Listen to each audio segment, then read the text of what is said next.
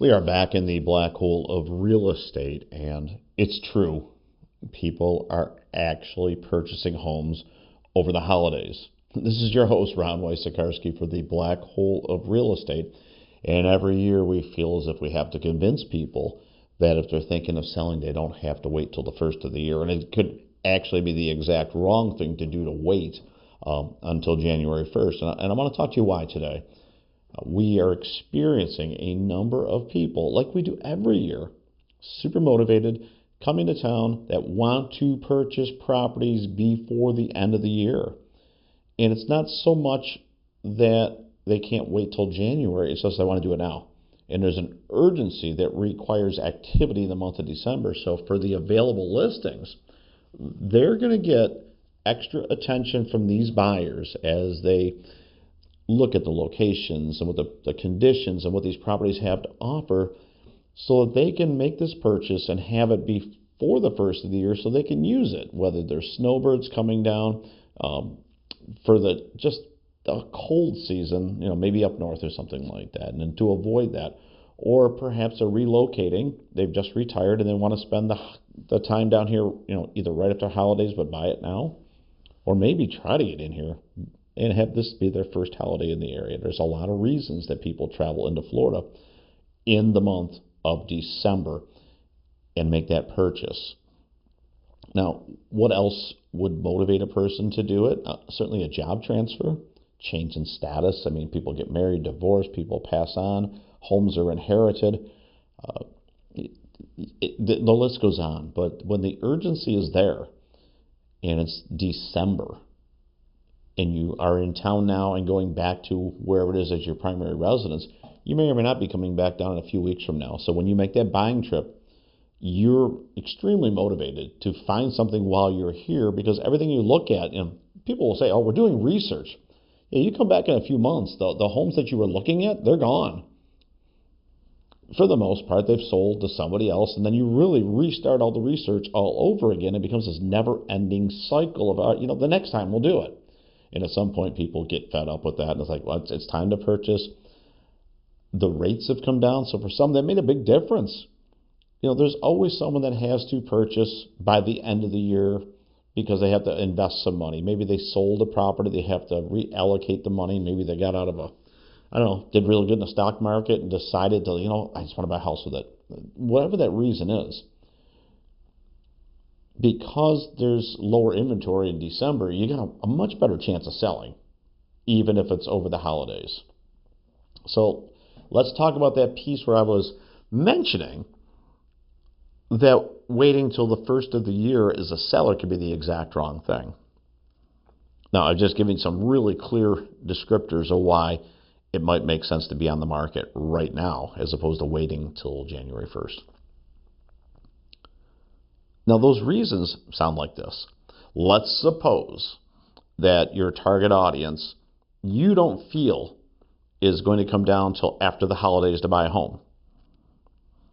And as they're making their travel plans and they're doing things over the holidays, they also are looking at properties online.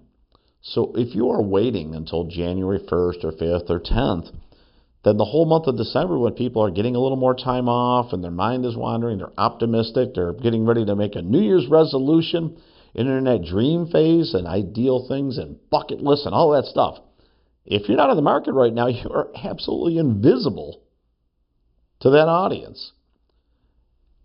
And if your property is there and they've clicked on it a bunch of times and they're anticipating coming down to see it after the first year and they've seen it 5 or 10 times, you're going to be on that show list. And if they don't notice you over this time, they're, maybe they get down here and it's a blur. They're looking at properties, they're doing things, they're having lunches, and they're traveling the area and having some fun while they're home shopping. They may or may not revisit the properties. I mean, by the time they get it, they've probably picked everything out. They may not be back around looking intently online, so you may not get noticed even if you get on the market when they're getting here. What's worse for you, the vast majority of people do wait till after the first of the year list, and there's a lot of listings that come back on. The ones that expire on December 31st, and it's always the biggest day of the year for expired listings. The ones that didn't sell because it was either bad marketing or the wrong price or the location or condition, but whatever reason, all those ones that expire in December 31st, they come out as new listings. And a lot of times they change agents. A lot of people held back that have not been on the market waiting until the first. You have this gigantic influx of new listings in January. You could easily get lost in the shuffle if that's when you're waiting to go on the market because you think the strategy is to wait. Now, I can't tell you that it's a good idea or a bad idea, but if you're looking to sell and you're fearful that nobody buys properties over the holidays, that's a mistake. Yes, there are fewer buyers looking and making appointments, but those that are doing it in December, when they're doing that, they're saying no to Christmas parties and having fun and doing other things. They're on a hunt. They're on a mission, and they're trying to buy a home. So they're setting aside some other things they might be doing. What I'm pointing out is that they are absolutely motivated. And if they're looking right now, there's less tire kickers out there, just being honest. If they're spending the time over the holidays looking at property, their hope and their want and their dream is to actually buy something. And that's where the good thing comes in. So if you're on the market right now and your home's not getting showings and you're not getting offers and you're not getting the results that you want, let me tell you, there's only 3 or 4 things that really matter when you're trying to sell a property. So start with the location. If you got a great location, give yourself a check mark there. If you don't, you're going to have to make up for it in one of the other key areas. So let's talk about condition. It's your property. If it's in great condition, congratulations. You did a wonderful job. And if it's anything less than perfect, well, that's on you. It's your property. If you allowed it to not be in tip-top shape, that could be holding back buyers. If it needs renovation, if it needs paint, if it needs cleaning, whatever is not perfect about it, it's your property. That's what you're putting out there to the world. So condition, super important, definitely in your control. And I understand some people would rather sell it as is and not put the money in. Okay. Well, if that's the case, then I'll get back to you about that in just a second. But the one thing we want to look at is your agent marketing the property? Or are you marketing it yourself? And do you have limitations? Buyers are going to be super choosy. The information is everywhere, so there's no hiding it. I years ago, you probably could take it off the market for 30 days and reset the days on market counter. The thing of it is, with all the major portals online, you're not sneaking it past the goalie anymore. Everybody can see that you took it off the market and put it back on to reset the date, but that they're going to see what's on the market. There's no hiding it. So if you're on the market for 300 days, it didn't sell, and you take it off for 30, it's not going to look fresh and new. And at least to most people. There's too much information out there for you to be able to play that game. It used to work, and it really doesn't anymore. So test it out for yourself. Go online, look at properties, and you'll start to notice ones that have been on the market for 300 days, went off the market, because there'll be a history tab on most of these now, and it will tell you. So when we're looking at that piece, if your marketing strategy is to take it off, put it on, take it off, put it on, not so good. A lot of agents, for their own reasons, they go by the 3 Ps method of selling property as far as marketing. They put it on the MLS, and then they pound a sign in the ground, and then they pray it sells. That's the 3 Ps. That's probably not good.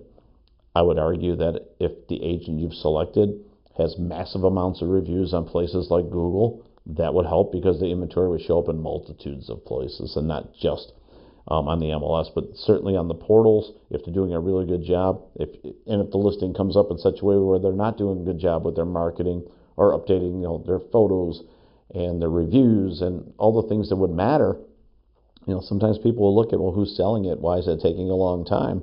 Versus, wow, it's with a really good agent. Maybe we can contact that agent who has a lot of connections, a lot of branding pieces in place, a lot of networking as well.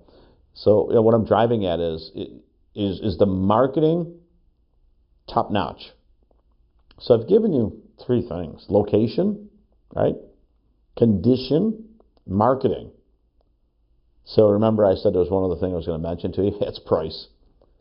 If your home's been on the market for 6 months and it's not sold, you could blame the location, you could blame the marketing, you can blame the condition, or you could blame it on interest rates. I'm going to point to price, because everyday homes are selling. And if yours is not, That's a message that's loud and clear from the buyers and the agents that are seeing these listings. They're booing you, and they're saying, listen, price, terms, condition, location does not line up with the asking price. And we can say, well, I mean, it's pretty good, or it's fine. Well, if you have a gallon of milk and it's priced at $24, it's probably going to rot on the shelf. And if it's priced right, it's got a real good chance of selling, by the date on the carton, right? So that's what goes on with the houses too. If you are priced above the market and, their message to you is rejection, they're not making offers, they're making showings, that's the clearest indicator. So to me, it's always price. Because price is the great equalizer for the other three things. All right, it's end of the year. Buyers are out there. They're putting properties under contract. And is that a game that you want to play if you're a seller? Or would you rather wait and be against more competition and fight for the clicks and the showing requests and all the marketing pieces that go on with that? I'm always a both guy. I think that you should be on the market when you're ready to sell. And if it happens to be right now, I wouldn't try to game the system and what's the right day to list. It's when you're ready to sell. But seller beware. If you go on the market, during the holidays, it might just sell, and it might create a different set of circumstances for you. I hope you've enjoyed this. It's the holidays, and it's absolutely a time where people are buying property, and it's getting really, really interesting. So I hope if you were on the fence about to wait or to not wait, maybe this helped you out a little bit. This is Ron Wojciechowski for the Black Hole of Real Estate.